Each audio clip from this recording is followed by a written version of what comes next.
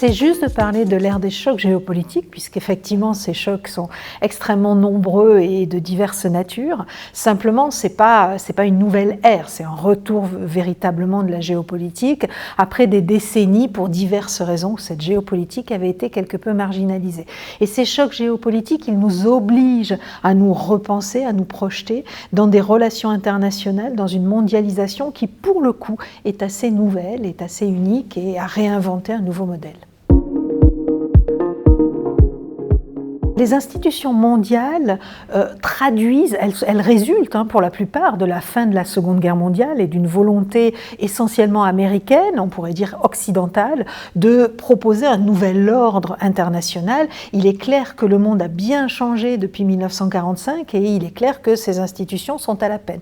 Et elles sont à la peine à se saisir des nouveaux sujets et à promouvoir une gouvernance. Elles sont aussi à la peine à gérer tous ces pays qui s'expriment dans ces institutions. Donc très clairement, elles sont probablement obsolètes, en tout cas inopérantes face aux défis qui nous sont posés. Reste à savoir ce qu'on peut imaginer d'autre que ces modèles d'institutions. Ces chocs entraînent effectivement une fragmentation de la mondialisation.